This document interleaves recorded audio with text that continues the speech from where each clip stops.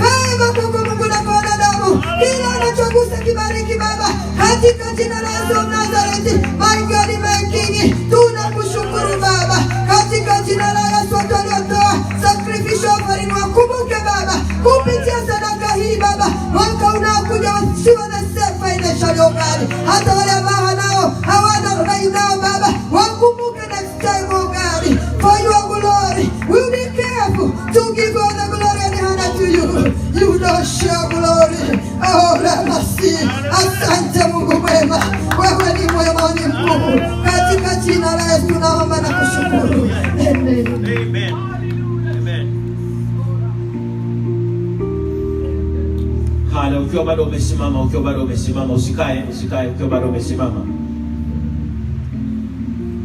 Ni jambo la kumshukuru Mungu sana kwa matendo yake makuu.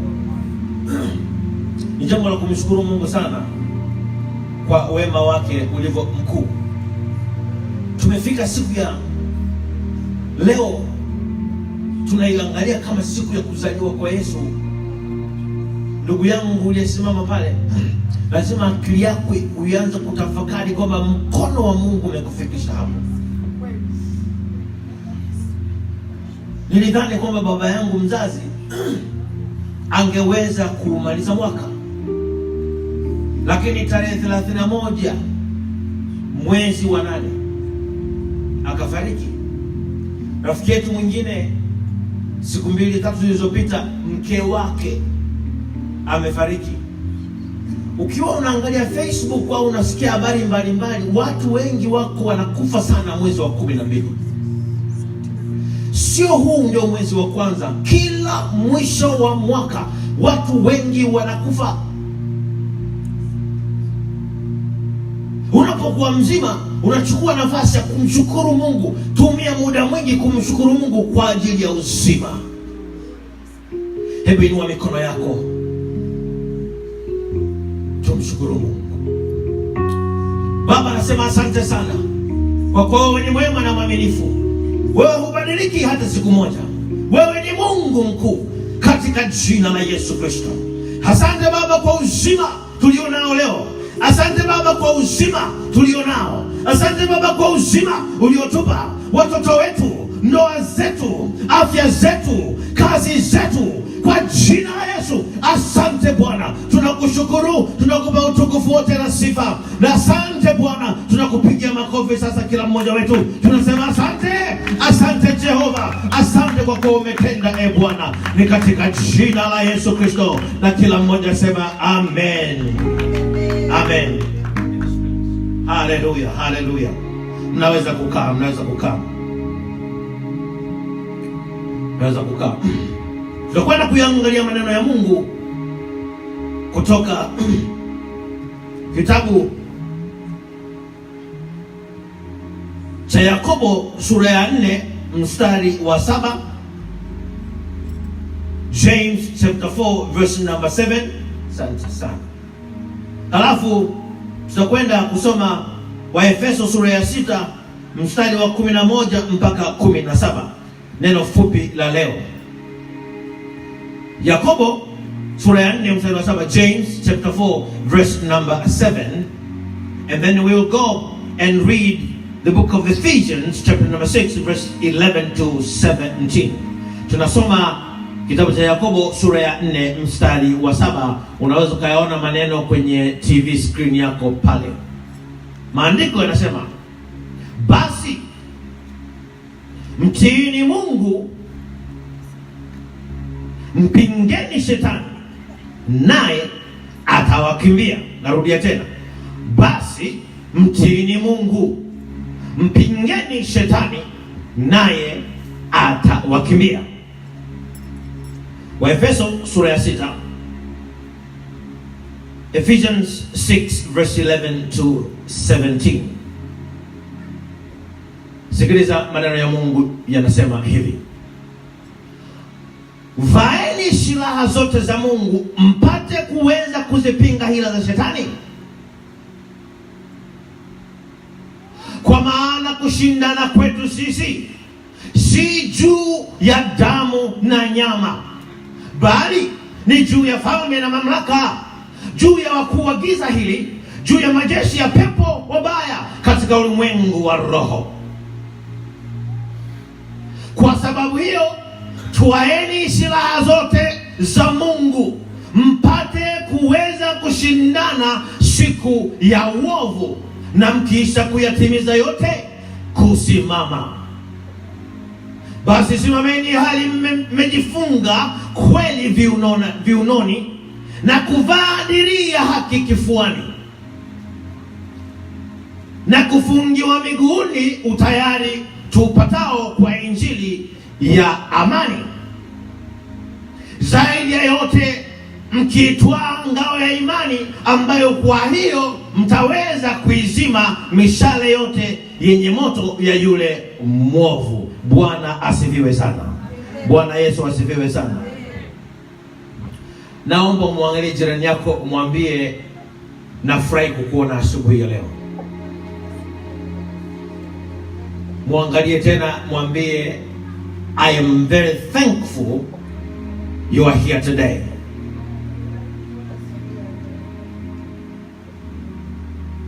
And then say this, sema hili tena, mwambie I love you. Halafu ukimwambia I love you, lazima utabasamu, kwa sababu haiwezekani kumwambia mtu I love you umekunja sura. So tutarudia tena zoezi hilo. Muangalie mwenzako, mwambie kwa Kiingereza, hata kama Kiingereza ukijui leo utakiweza tu, unamwambia I love you, half tabasamu. Hallelujah. Hebu vigelegele kidogo, ile I love you imetoka vizuri sana. Hapana, vigelegele bana vijana. Hebu nivisikie vigelegele tena vya hiyo I love you. Hallelujah. Bwana asifiwe sana. Asubuhi ya leo tunamshukuru Mungu sana kwa ajili ya neno la leo. Neno la leo unataka kuzungumza kwa ufupi. Today, this morning, I want to speak very, very briefly about spiritual attacks. Nitakwenda kuzungumza kuhusu kuvamiwa kiroho. Hili ni somo dogo katika somo letu la tofauti kati ya vita ya mwili na roho. Spiritual attack, this is a subtopic of the main topic, the difference between spiritual and the carnal warfare. The reason why I want to speak and remind us of the spiritual warfare, sababu nataka kuzungumza kuhusu vita ya roho, ni kwa sababu sisi kama Kristo, this is because we as Christians, we live constantly in a battle. Sisi kama Kristo tunaishi siku zote tukiwa kwenye vita.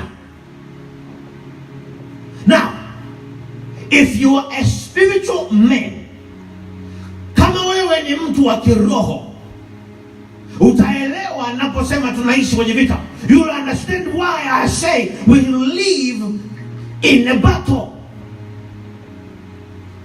The Bible speaks very, very, very clearly of the works of the devil. Biblia inazungumza wazi sana kazi za mwovu ibilisi. One of the works of the devil is to attack believers. Moja ya kazi ya shetani ni kuwavamia waamini na Wakristo walio wa Bwana. Lack of knowledge about spiritual warfare, kukosa ufahamu na elimu kuhusu vita vya kiroho, is a very, very, very bad thing. Ni kitu kibaya sana. It's very important to us as believers to have knowledge about spiritual warfare. Ni muhimu sana kwetu kama Wakristo kujua na kuwa na elimu kuhusu vita vya kiroho. Mguse mwenzako mwambie vita vya kiroho. Vita vya kiroho. Kama hajui Kiswahili anajua Kiingereza mwambie spiritual warfare. Spiritual warfare. Na hata kama anajua Kiswahili na anapenda Kiingereza muangalie tena mwambie spiritual warfare. Spiritual warfare. Badilisha sema spiritual battle. Tamka Kiswahili, Kiafrika sema spiritual battle. Spiritual battle. Bwana asifiwe. Bwana Yesu asifiwe sana. Jumapili iliyopita nilionyesha video ya namna ambavyo Amerika ilivamiwa mwaka 2000 na ngapi? 2001, mnakumbuka?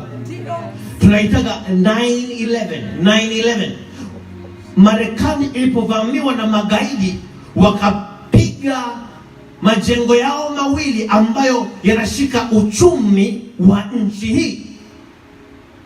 Last Sunday, I showed a video of the 9/11 attack. How the two twin towers, these are very, very important towers for the economy of this country. Some of you were here, some of you are not here. I remember I was coming from work, from school. Nilikuwa natoka shuleni, siku hiyo nimefika tu nyumbani, naona kwenye TV habari zinaanza. I was so shocked. Nilishuruka sana. Tukajifunza the reasons, tukajifunza sababu zilizosababisha Amerika ikavamiwa. We learned the reasons why America was attacked. Sababu ya kwanza, the first reason is because they support, come on, Israel. They support Israel.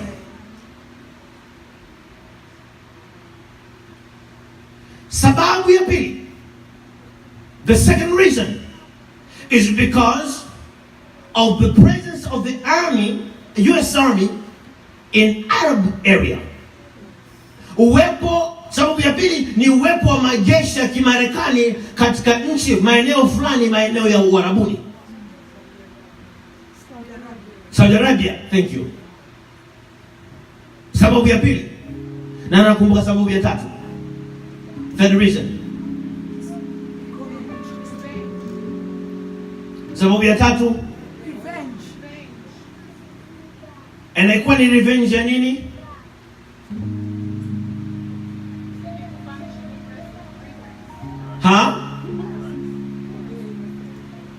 Say it again. Revenge ilikuwa ni kwa sababu ya kilichokuwa kinatokea Iraki. Amen. Now, with those three reasons, let me get your attention. Just as I said, my my message this morning is going to be short. Kama nilivyosema, ujumbe wangu leo utakuwa mfupi sana. The devil always has a reason to attack you. Shetani siku zote ana sababu ya kukuvamia wewe. Sababu ya kwanza, the first reason why the devil attacks you, sababu ya kwanza kwa nini shetani anakuvamia ni kwa sababu anataka ufe haujamjua Mungu. The first reason the devil attacks you is to kill you so that you will die before you know God. Ndio maana injili inahubiriwa kila siku. This is the reason why the gospel is preached every day. This is the reason why the gospel is preached every day, because we want to see people get saved. Injili inahubiriwa kila siku ili tuweze kuona watu wakiokolewa. Sema haleluya. Sema haleluya. Sema haleluya. But I want to give you signs that will help you know I am under spiritual attack. Nataka nikupatie, na nisikia ndugu zangu, nataka niwapatie signs. Ni nini? Alama, dalili. Thank you mama. Dalili 8, nitakupatia chache kwa sababu ya muda leo. Dalili 8 zinazokusaidia kujua umevamiwa na shetani. 8 reasons or signs that will help you know that you are under spiritual attack.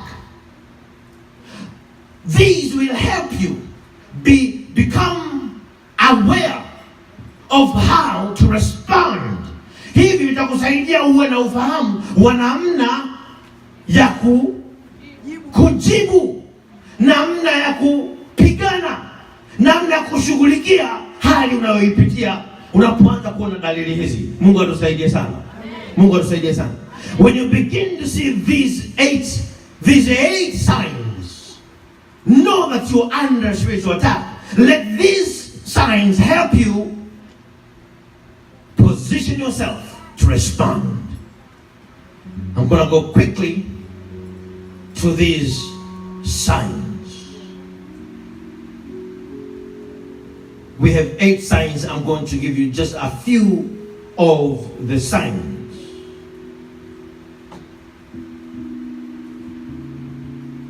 Not sure if my people will be able to give me on the screen. These signs are all the way down. Nitaanza na ya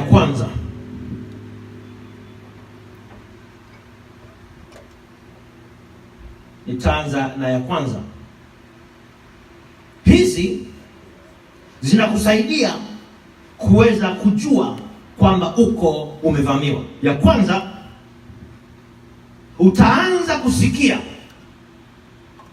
unakosa hamu ya kiroho ya mambo ya Mungu. Kwa Kiingereza, it's gonna go down, Dorian, it's gonna go down.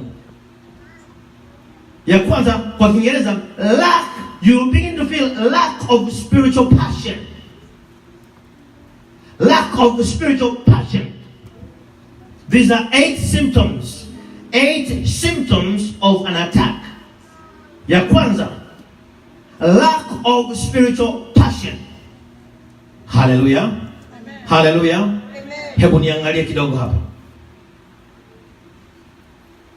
Kama ulikuwa ni mtu unapenda sana Mungu, if you became or you were a person who loved God so much, you love to pray, unapenda kuomba, you love to be in church, or you love to listen to the word of God, you love to hear the word of God, you love to read the Bible, unapenda kusikia maneno ya Mungu, unapenda kusoma maneno ya Mungu, halafu unafika mahali fulani unaanza kujikuta kama umepoteza hamu ya kusoma neno, umepoteza hamu ya kuomba, umepoteza hamu ya kusikiliza mafundisho.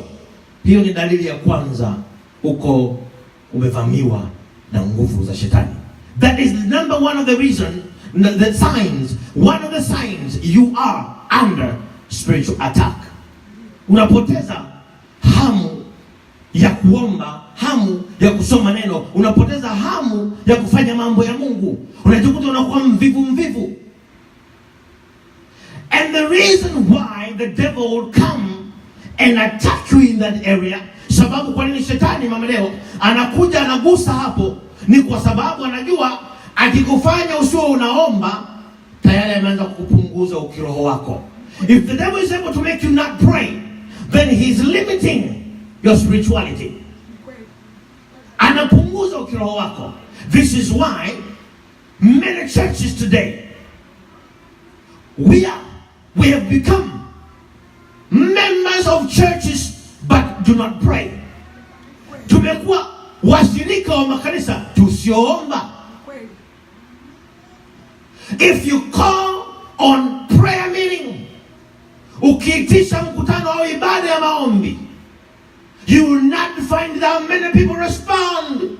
Hautaweza kupata watu wa kutosha kuja kwenye hiyo ibada.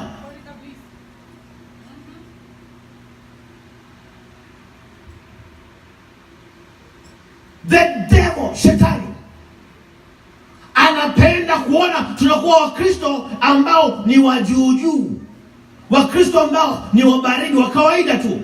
The devil wants to see us become lukewarm Christians. Easy, simple Christians. Christians who can never do nothing to the devil. Jesus. Christians who can never threaten, put a limit, put a full stop to the devil. Anapenda kutuona sisi ni Wakristo ambao hatuwezi kusema no kwa shetani. Hatuwezi kumsimamisha kwamba shetani hautavuka hapa. Hautavuka hapa kwa jina la Yesu. Hautavuka hapa katika jina la Yesu. Hautagusa ndoa yangu kwa jina la Yesu. Hautagusa ndoa yangu kwa jina la Yesu. Hautagusa mtoto wangu kwa jina la Yesu. Hautagusa kazi yangu kwa jina la Yesu. Hautagusa. Kwa nini? Kwa sababu unajua Mungu ndiye aliyekupa. When you know God has given you a marriage, a wife, you will put a line on the same day. The devil, you will not cross this line. You will not touch my marriage. You will not touch my baby. You will not touch my finances. You will not touch my body in the name of Jesus. Hallelujah. Hebu vigelegele kwa Yesu, vigelegele kwa Yesu.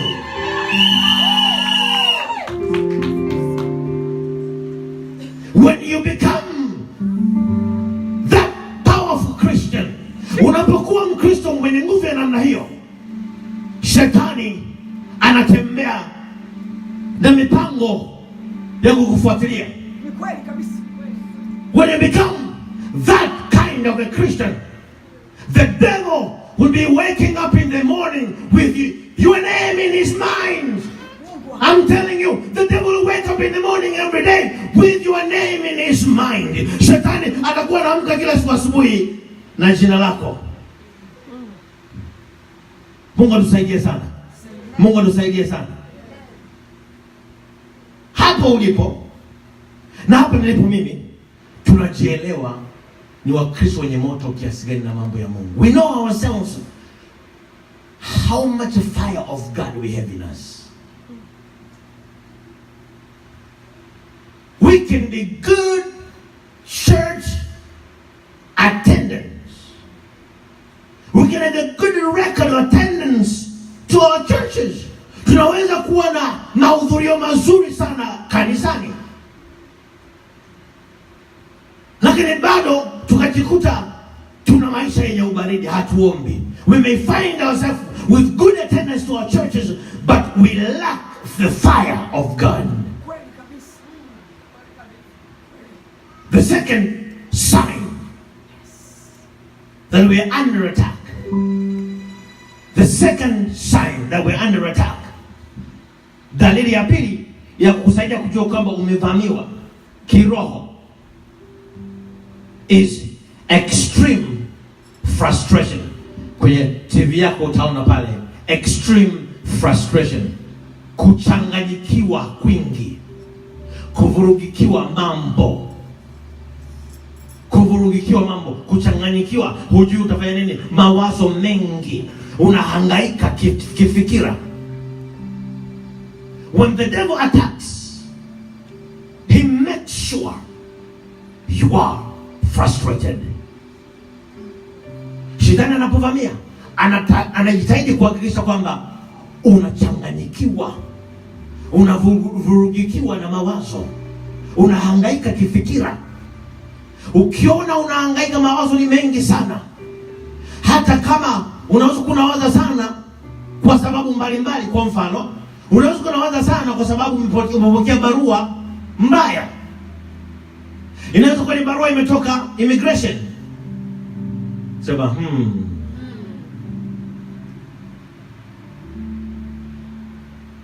Some of us in this room, we don't even worry about anything when it comes to immigration. Wengine huko ndani hatuna kama wasiwasi wa kuogopa ukisikia neno immigration. Lakini sio kila mtu. Not everybody.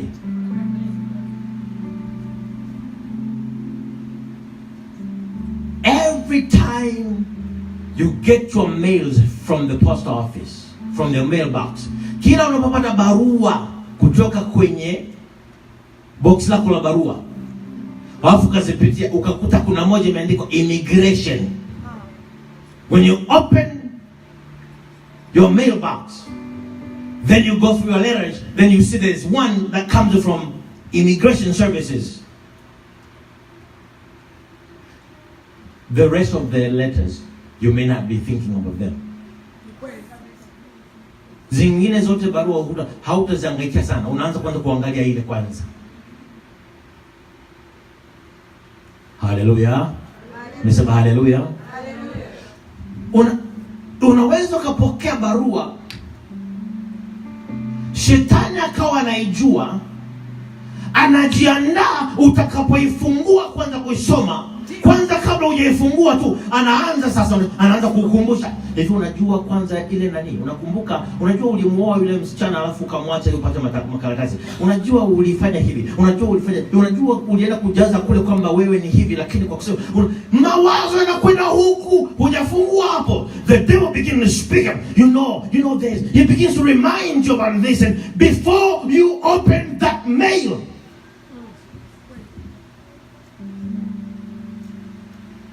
it is the works of the devil to put fear in us, to frustrate us. Ni kazi ya shetani kuweka hofu ndani yetu, kutufanya tuogope, tukae na hofu. And that is one of the signs. Hiyo ni moja ya dalili kwamba shetani amekuvamia. That's one of the signs the devil has attacked you. Frustration. It may not necessarily be immigration. Inaweza so lazima sana hiyo mambo ya immigration. Inaweza kuwa tu ni ndoa yako. It can just be your marriage. Everything was fine for the last 2 years, or 1 year, or 5 years, or 10 years. Kila kitu kilikuwa sawa sawa tu miaka 10 iliyopita, miaka 2 iliyopita, mwaka mmoja uliopita. And all of a sudden this one day unaanza kumuona mwenzako anakuwa kama hataki, unaangalia simu yake.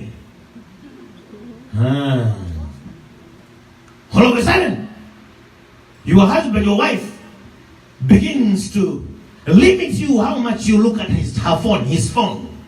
There's a password. There's a PIN number. Sometimes it goes like, why do you touch my phone all the time? Anakuwa anakuuliza, kwa nini unagusa simu yangu wewe?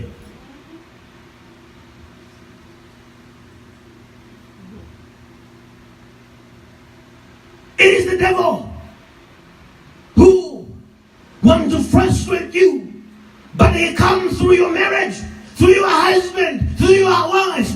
Ni shetani anakuvamia, anakuletea frustration, anapitia kwenye mke wako au anapitia kwa mume wako. The devil is never happy. The devil is never comfortable when we are happy and comfortable. Shetani huwa hana raha akituona sisi tuna raha na tumetulia. Wewe unapokuwa na raha umetulia, shetani hana raha na hajatulia. Wewe ukiwa huna raha hujatulia, yeye anaona raha na anatulia na kunywa chai, sema nimemkomesha yule. When you are frustrated, confused, the devil enjoys. It is the work of the devil. Mungu atusaidie sana. Mungu atusaidie sana. Let me take you to the third sign. Takupeleka kwenye dalili ya tatu kwamba uko chini ya kuvamiwa na shetani. Namba 3,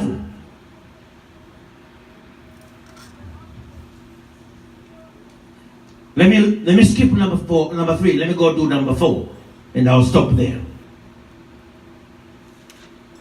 Number 4 and I'll stop there. Number 4, this is the third sign. Hii ni dalili ya 3. Inaweza kusaidia kujua kama umevamiwa. Hizi zote haiji moja moja, zinakujaga kwa mfululizo, zimepangana. Ya 3, lack of peace, kukosa amani. Hebu mguse mwenzako, mwambie dalili ya 3. Mguse, mwambie dalili ya 3 ni kukosa amani. Hebu muulize, una amani?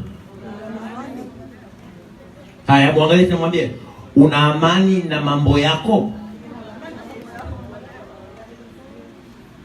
Come on. Halafu mwambie tena, una amani na madeni yako? Mwambie.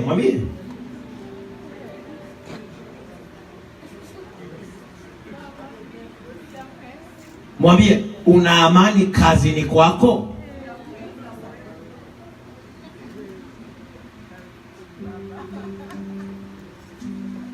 Mungu atusaidie sana. Jamani, Mungu atusaidie sana. May God help us. I said may God help us. I said may God help us. I said may God help us. I said may God help us. Lack of peace. I was asking you to ask your neighbor, do you have peace? Do you have peace in your relationship? Do you have peace in your finances? Do you have peace in your debt? Hiyo ni kazi ya shetani. Anakupiga na amani anataka kuondolea. The devil hates when we are at peace. Shetani anachukia jamani tukiwa na amani. Hebu nikuulize, ngoja nibadilishe. Let me change, let me ask. I believe, let me talk like let me speak the African English. Me, I want to ask you. Me, I believe.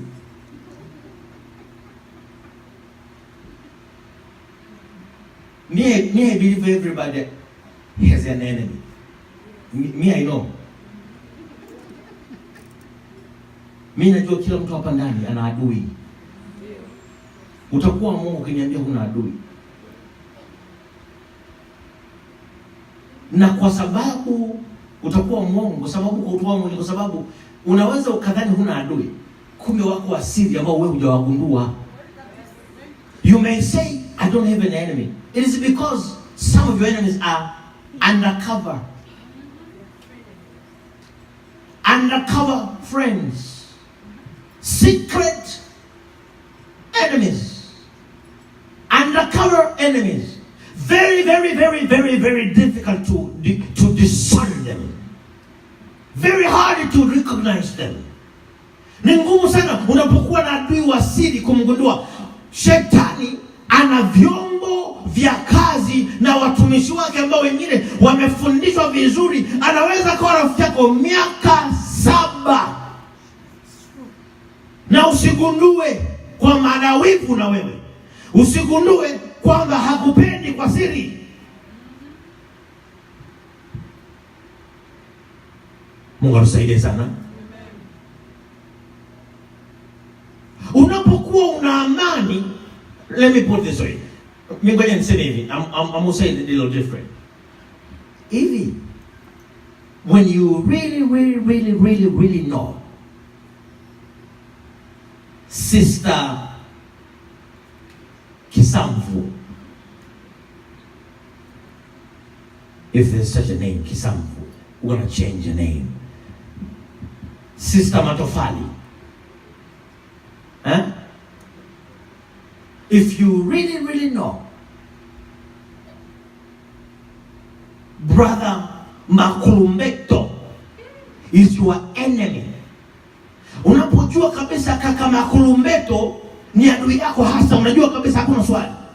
Alafu namuona ana amani, ana furaha. You see your Mr. Brother Makulumbeto is your enemy. He's always happy. He's singing his songs. You know, he goes to church. He's your enemy. Because he's at peace and looks like things go just well. Let's be honest. Did you like it? Hebu tuongee kweli. Unafurahi unapomwona adui yako ana furaha? Wengine mko kimya, unafikiria hadi hujui. Sio ndio hili kanisa tunapendaga kuwa wazi. Hili kanisa tunapenda kuwa wazi. We like to be honest. When I see my enemy happy, I go like,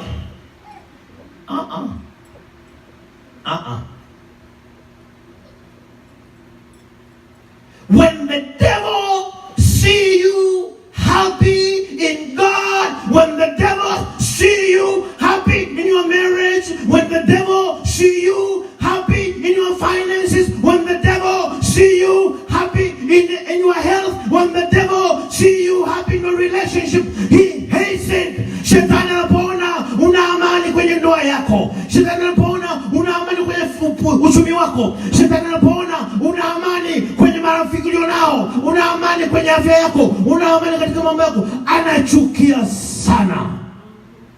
Anachukia sana. And when he has hated you enough, he comes after your peace. Anapojua, anapoona amekasirika vizuri, anakuja kuchokonoa amani yako. Kwa sababu adui huwa ana furaha unapokuwa wewe huna amani. The enemy is always happy when you don't have peace. And so the devil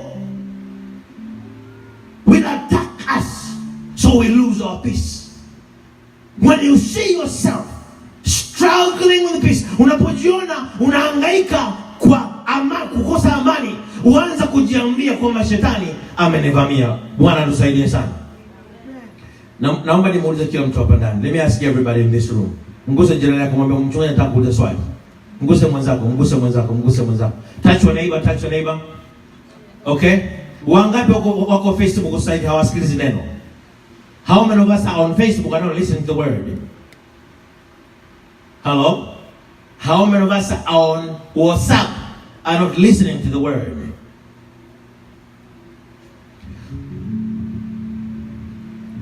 When this kind of message is being preached, ujumbe kama huu unapokuwa unafundishwa, shetani anaweza kukufanya usisikilize hili neno kwa kukupitisha kwenye vitu vingine ambavyo vinakuondoa kwenye kusikia hili neno. Mungu atusaidie sana. Nimesema Mungu atusaidie sana. Unaona hii simu? Haleluya. Mguse mwenzako, mwambie mchungaji anasema unaona hii simu? Nimesema mguse mwenzako, jirani yako, mguse. Mwambie unaona hii simu? Hii simu tulianza siku nyingi kuitumia kama Biblia. Badala ya kuwa na the Holy Bible. Amen. Badala ya kutembea na the Holy Bible, tumeipa jina hii inaitwa Holy Phone. Tunasoma Biblia zetu kutoka kwenye simu. Na shetani anafurahi, manake ukiwa pale unasoma Biblia, tunaingia tu alati. Notification Kiswahili ni nini sijui? Unakuwa unasoma Biblia pale, unashika, yani mtu anaweza kaa kwenye simu masaa mpaka katikati ya ibada, wala hata asikii mchungaji anasema nini. Hata haogopi, anaendelea tu. Simu. Kwanza ni kumkosea Mungu adabu. Ni kukosa heshima kwa Mungu. Alafu ukipata matatizo na Mungu nisaidie, anakuangalia anasema hivi wewe unanitania? Maana Mungu wako wewe ni simu sasa. Tunaomba kama unaomba asubuhi, unaomba dakika moja. Ukishika simu sasa, mpaka unaweza kuchelewa kanisani. Hii simu imekuwa njia nyingine ya kutugombanisha na Mungu. Ni kweli kabisa. This phone has made us create an enmity between us and God. Simu imekuwa ndio Mungu wetu. Simu ndio imekuwa mambo yetu. Simu ndio imekuwa Biblia yetu. Simu ndio imekuwa maisha yetu. Hatuna muda na mke wangu, mke wako, mume wako. Hauna muda na watoto wako. Simu, simu, simu, simu, simu. Kuna kapepo ndani ya simu. Nako kapepo kanajua Wakristo wengi nitawakumba na kasimu. Mungu alisaidia sana kanisa la leo.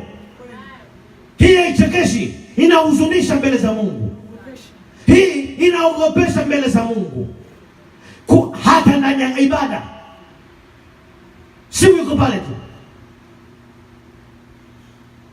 Siku ukiwa hospitalini umelazwa, siku ukiwa jela yote ile, hii simu haiwezi kunitoa. Mnanisikia ndugu zangu? Nimemaliza ujumbe wangu leo, namaliza kusema hivi. Kuna mtu mmoja alikuwa anajiona ana afya siku zote. This one person has always seen himself as a health person.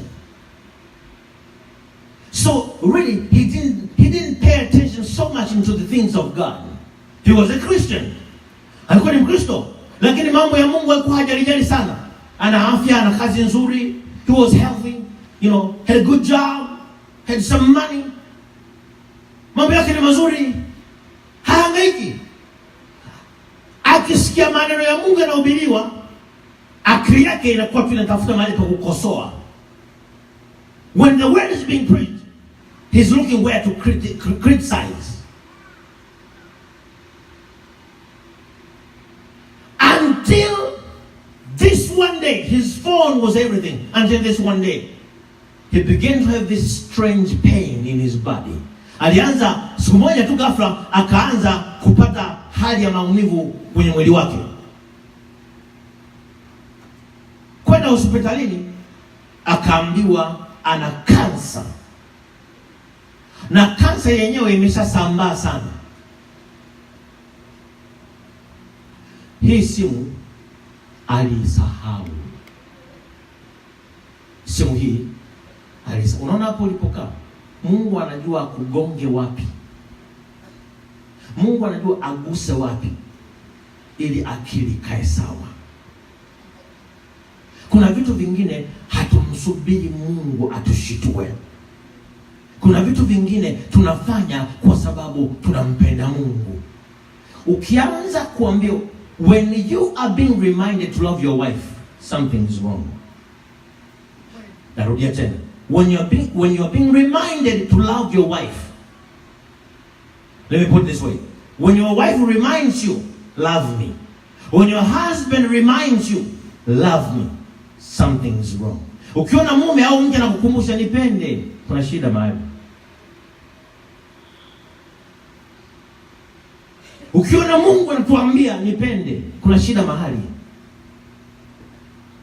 Na hiyo inafungua mlango shetani kutuvamia. That opened the door for the devil to attack us. When we lose love for God, passion for God, tukipoteza ule upendo wa kumpenda Mungu, tunafungua mlango wa shetani kutuvamia. Mimi nimekuja kujua kwamba hakuna mwanadamu hata mmoja ana ulinzi uliokamilika na hata kuja kuguswa na shetani kabisa. Hakuna hata mmoja, hata wapo ulipo. Kwa ajili ya kusevu muda, nikaanza kuangalia maisha ya Ayubu. If you can put on the screen the credentials, spiritual credentials, uangalia sifa chache za Ayubu. Unaweza ukawa, nisikilize kwa makini, unaweza ukawa Unadhani kwamba mambo yako yamekaa sawa. Usijue ya kwamba Mungu ndiye anayekulinda. Tumchukua mtu mmoja anaitwa Ayubu, halafu nitamaliza mafundisho ya leo. Nilipokuwa nasoma habari za Ayubu, hizi ndio sifa za Ayubu niliziona. These are credentials of Job. Number 1, a good man. Job was a good man. Kwa Kiswahili alikuwa ni mtu mzuri. Hivi unajua kuwa mtu mzuri sio lazima uwe mlokole? Hivi unajua kuwa mtu mzuri sio lazima uwe Mkristo? Kuna Waislamu wazuri sana, mpaka kuna atheist wazuri sana. Unaweza ukapata shida njiani, gari yako imepata shida, walokole wote wakapita. Atheist, mtu asiamini kwamba kuna Mungu, ndio akasimama akakusaidia, akahangaika nawe mpaka akakupa na hela kukusaidia. Muha anasema wewe, aje Muha hapo, hakutona matatizo. Wewe unacheza na Muha. Hakupe hela yake, kweli hakupe hela yake. Muha hakupe hela yake. Atakuza hapa, atakuuliza kidogo, atakuuliza. Nakwambia akitokea mtu wa kawaida ambaye hajaelewa maana hilo neno, utashangaa sana. Ayubu alikuwa mtu mzuri, achilia mbali vitu vingine. Sifa ya kwanza ambayo kila mwanadamu anapaswa kuwa nayo, bila kujali wewe ni Mkristo au sio Mkristo, bila kujali wewe unaenda kanisani au unaenda kanisani, kuwa mtu mzuri au kuwa mwananchi mzuri au kuwa mtu mwaminifu. Sifa ya pili, he was a family man. Kitabu cha Ayubu sura ya kwanza ukisoma, alikuwa a family man. Alikuwa anajali familia yake. Haleluya. Kama umekaa pembeni ya mume wako, mwambie Ayubu alikuwa a family man. Mwambie.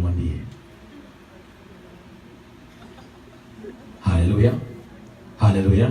Leo sio siku ya kina baba, leo sio siku ya kina mama, lakini nataka tukukumbushe kidogo hapo. Halafu yule ambaye hajaoa au kuolewa, muangalie, mwambie unasubiri nini? Mwambie unasubiri nini?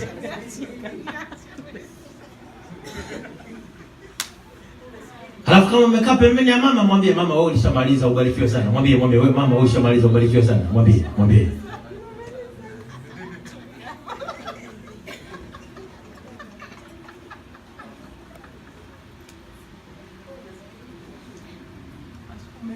Mungu atusaidie sana. Amen. Sifa ya tatu ya Ayubu, alikuwa a godly man who feared God. Sasa ni kwa sababu hakuna muda, siwezi kukupatia. There are godly men who don't fear God. Kweli kabisa.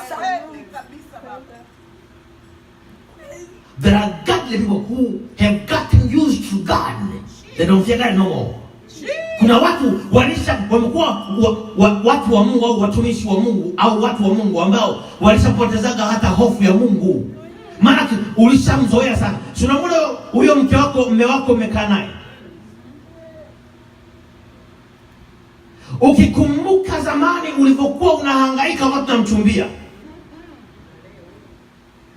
ukikumbuka zamani ulipokuwa unachumbiwa na huyo baba. Jamani, ngoja niwachekesheni. Mimi nawaambieni, mnisikilize. Haturuhusi kusema hapa.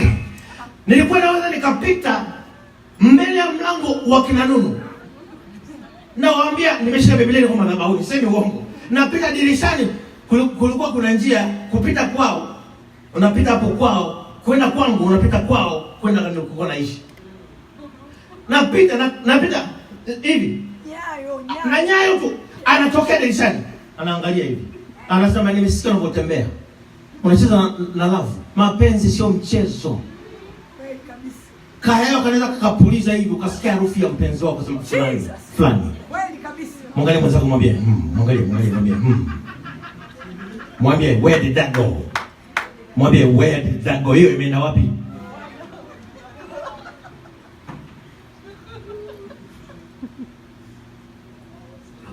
Ukizoea vitu unapoteza hofu. Nisikilize. Hallelujah. Hallelujah. When you are used to things or people, you lose the fear of those things. Unapoteza hofu. Nazungumzia hofu juu ya heshima. Ulipopata, wale waliopata gari kwa mara ya kwanza, sitaki kusema gari jipya. Sio kila mtu anapata gari jipya. Lakini kwa sababu ya thamani na umuhimu wa gari, ukilipata lile gari la kwanza, yaani unataka liwe safi. Mtu akiacha chips yani. Unasema chafue gari. Ukianza kulizoea, utakuta kuna mabakuli, utakuta kuna masufuria, utakuta kuna chembe za ugali na dagaa vimedondokea huko. Ujue wewe ushazoea hilo gari. Ukimzoea mume wako, mke wako, unaanza kumrushia maneno ambayo ulikuwa haumrushii kule mwanzo. A godly man who feared God. Alikuwa mtu wa Mungu, alikuwa anamuogopa Mungu. Leo kanisa limejaa watu hatumuogopi Mungu. Leo kanisa limejaa Wakristo hatumuogopi Mungu. Unaweza kuwa kanisani unahangaika na simu masaa yote, hata mchungaji asemeje. Unaweza kuwa kanisani mind, kichwa, akili viko hapa, lakini mind iko wapi? Kwenye hela zako na watu na uliowakopa hawaja kulipa.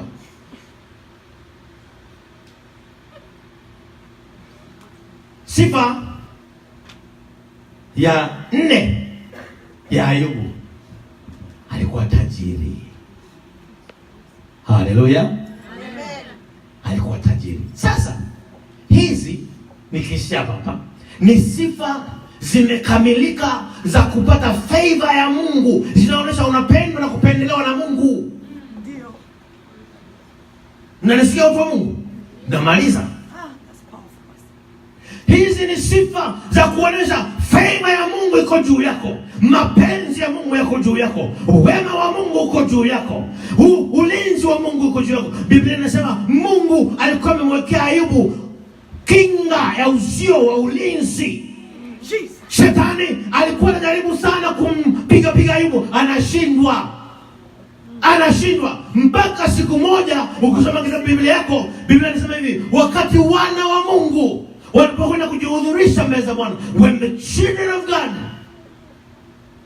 had gone to be before God, Biblia inasema hivi, the devil also was among them. Shetani pia alikuwa ametokea pale. Wana wa Mungu wamekwenda mbele za Bwana na yeye akatokea.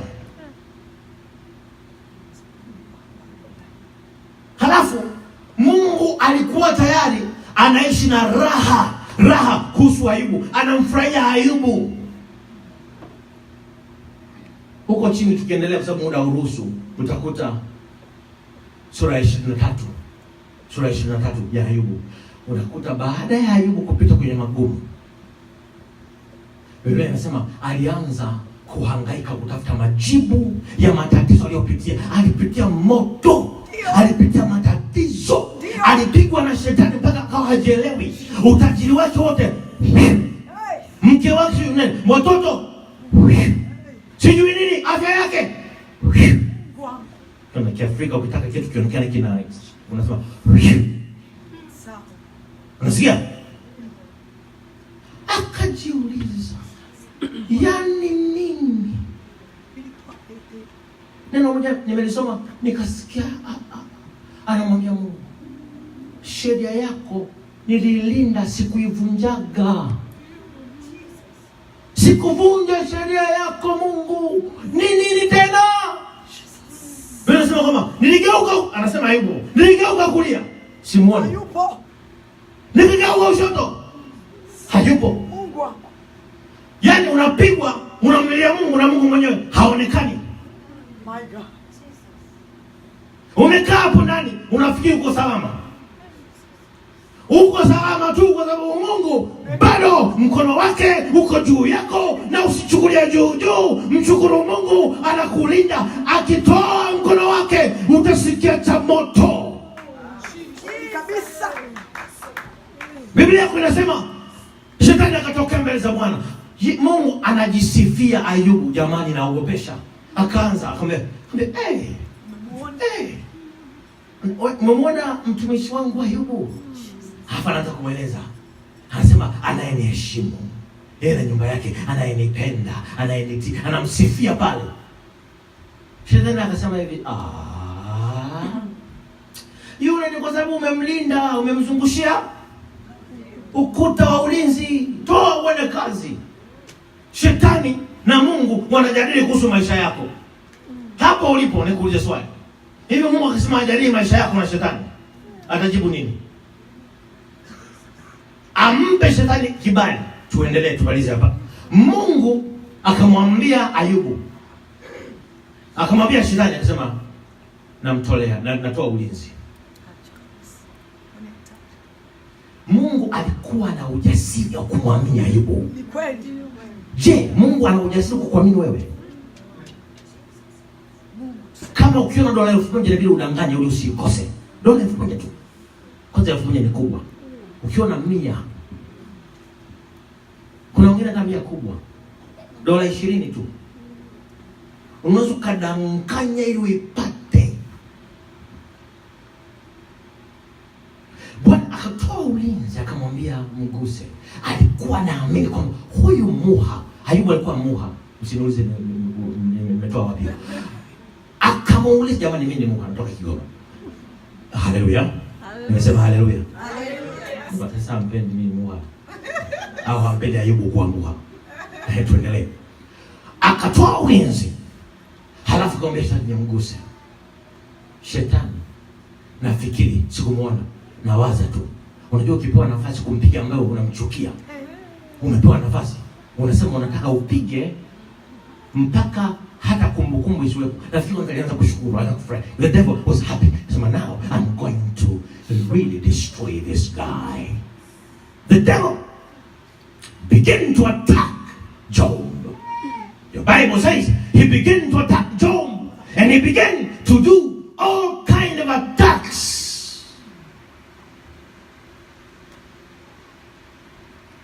He killed all of his children.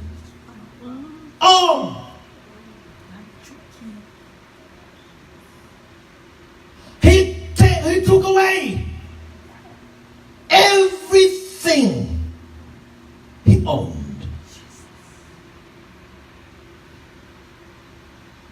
As if it was not enough. You see, you can take my stuff, but when you want to take my life also, I get sick to the point where I cannot move. That's a very serious attack. Ukiweza kuchukua kila kitu sio shida. Ukigusa na afya yangu, yani wewe umenimaliza kabisa. Kwa kufupisha, Ayubu sura ya 3 anaanza kutafuta majibu ya maswali aliyokuwa nayo baada ya kuona amepigwa kuliko kawaida. Kumbe ni Mungu ameruhusu. Kuna tofauti kati ya trials, tests and temptations. Sijui kusema kwa Kiswahili mambo yote kwa mjaribu. Trials ni majaribu ambayo Mungu huwa anayaachilia. Na test pia ni majaribu ambayo Mungu anayaruhusu au kuyaachilia. Mguse mwanza kumwambia jikaze usisinzie, mchungaji anamaliza. Mguse. Namaliza. Muda hautoshi kwanza kukuelezea hizo difference, hizo tofauti. Lakini temptations ni majaribu ambayo shetani anakuletea kukujaribu. Mungu akiruhusu ni trial au ni test. Shetani mwenyewe kukupiga au kukujia ni temptation. Au wewe mwenyewe, thank you. Au wewe mwenyewe. Mnanisikia? Haleluya. Haleluya. Haleluya. Ayubu akahangaika, akaanza kumuuliza Mungu maswali. Na kufupishia kukuambia kwamba shetani hawezi kufurahia mafanikio yako. Hata wewe kuwepo Marekani, shetani hafurahi kabisa. unaweza kujikuta huko Marekani na bado huwezi kufanikiwa. Si unajua Afrika, everybody knows, ukienda Amerika unafanikiwa. Hello? Afrika kila mtu anajua ukija huku umefanikiwa. Si ndio? Je, ni kweli?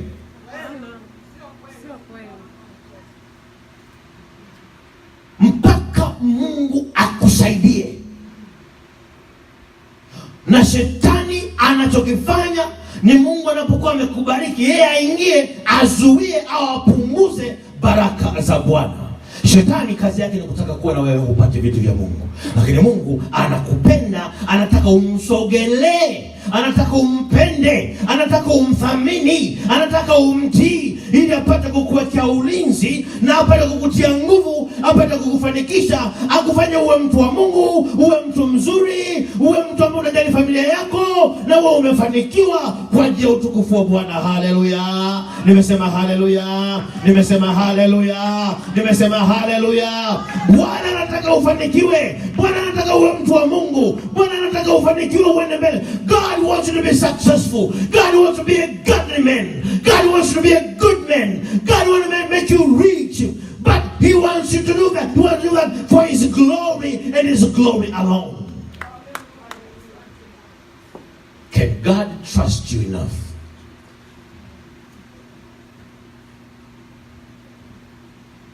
to give you those 4 things?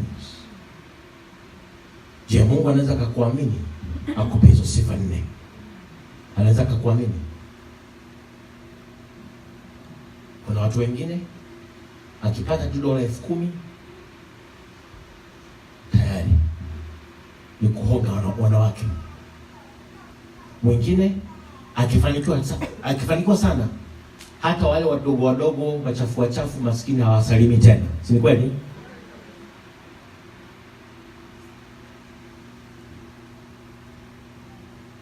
Je, Mungu anaweza kukuamini na hizo sifa?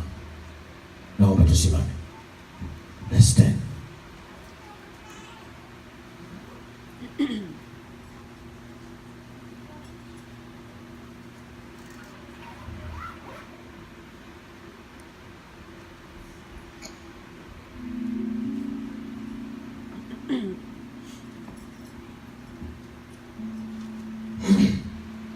I want everybody in this room, nataka kila mmoja katika hiki chumba,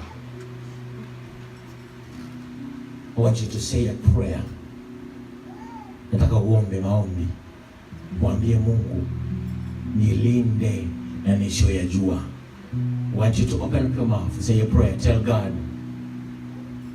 protect me from the things I don't know. Keep me away from the things I do not know. Fungua mdomo wako, mwambie Mungu nilinde na nisiyoyajua. Everybody stand. Kila mtu asimame, kila mtu asimame.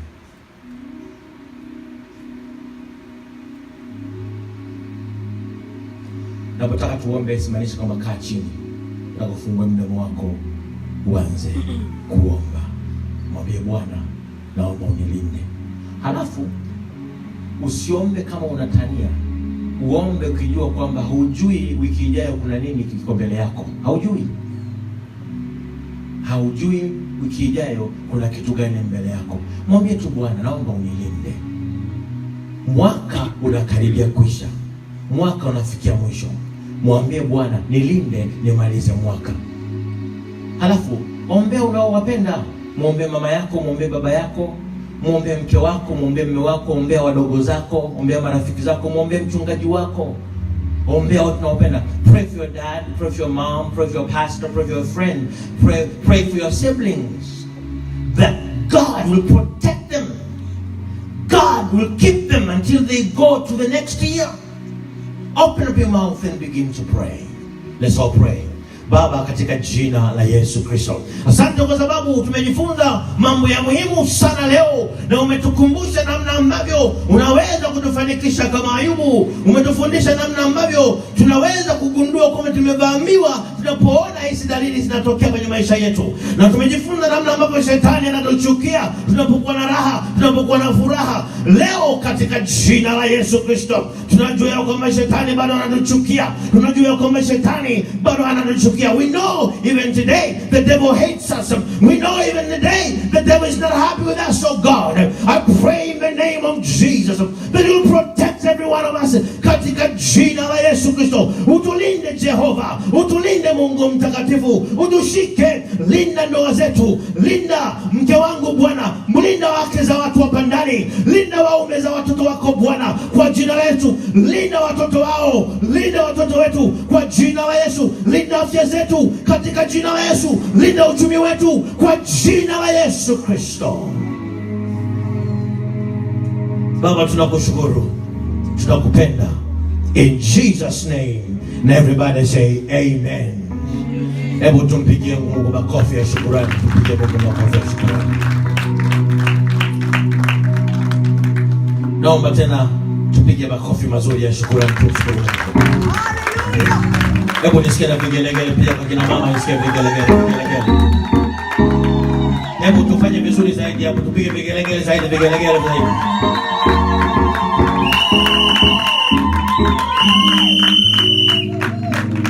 Tutakwenda kuimba pambio fupi baada ya kufunga ibada kwa ajili ya kutoka kwenda kwenye chakula.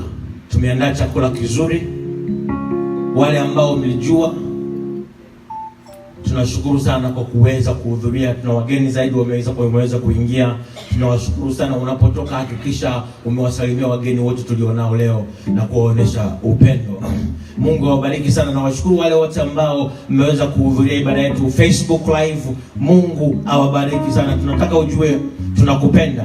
We love you with all of our hearts. We care about you and we want to hear from you. Tunakupenda, tunapenda pia kusikia kutoka kwako. Mungu akubariki sana. Namba yetu ya simu ni 614-260-2636. Wewe unayesikia unaweza kaiandika tena hapo. Namba yetu ya simu ni 614-260-2636. Unaweza kututumia ujumbe, unaweza kuwasiliana nasi, na unaweza kuja kututembelea. Hata kama unatamani kuwa memba wa kanisa letu, unaweza kuhamia katika mji wa Columbus. Tunakupenda. Mungu akubariki sana. Shetani akupishe kwa jina la Yesu Kristo. Shetani akupishe kwa jina la Yesu Kristo. Shetani atoe mikono juu yako kwa jina la Yesu Kristo. Lazima mwaka umalize kwa jina la Yesu Kristo. Ndugu zako walindwe na damu ya Yesu Kristo kwa jina la Yesu Kristo. Bwana akuingize mwaka mpya kwa ushindi mkubwa. Yesu amezaliwa leo kwa ajili yako, na Bwana akuinue kwa jina la Yesu Kristo. Hebu makofi na vigelegele, makofi na vigelegele. Haleluya. Hebu tuombe kufunga ibada. Baba, katika jina la Yesu Kristo, tumekushukuru sana kwa ibada ya leo na kwa upendo na yote umetutendea. Asante kwa ajili ya kila mmoja wetu. Tunaomba ulinzi tunapoondoka hapa Bwana. Ukatulinde hata tunaposogelea Christmas. Ukatulinde na mabaya, tulinde na wabaya, tulinde na mapepo wabaya kwa jina la Yesu. Ukatutunze Bwana kwa utukufu wako. Tunakupenda. Tunaombea chakula utakibariki. Chakula utakibariki Bwana, ni katika jina la Yesu Kristo. And everybody say amen. Amen. Tutakwenda kuimba pambio. Subiri, tutakwenda kuimba pambio. Wakati tunatoka ucheze kidogo. Namwomba mama aje, namwomba Doreen aje, namwomba Fitina aje. Tuimbe pambio kidogo haraka tunapotoka. Haleluya. Tutoka tunashangilia, tunamwimbia Bwana, tunamsifu Bwana leo. Haleluya.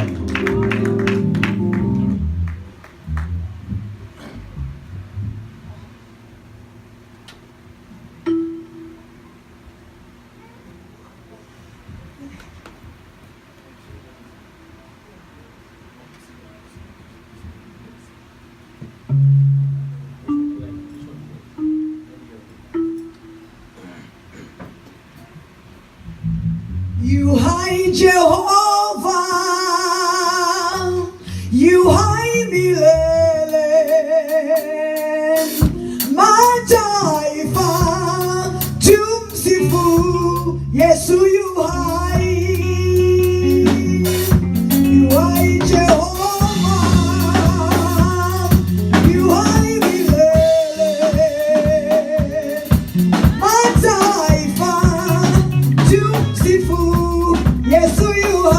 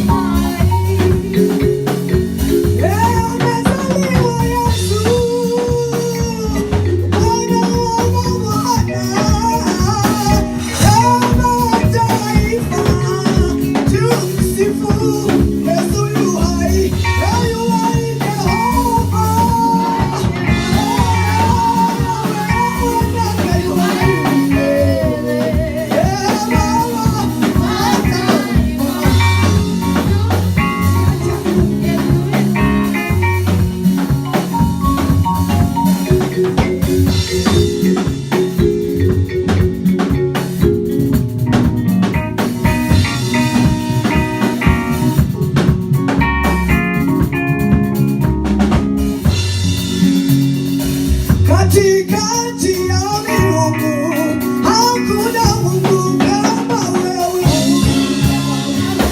Katikati ya miungu hakuna Mungu kama wewe. Katikati ya wafalme hakuna mfalme kama wewe. Katikati ya waganga hakuna mganga kama wewe. Katika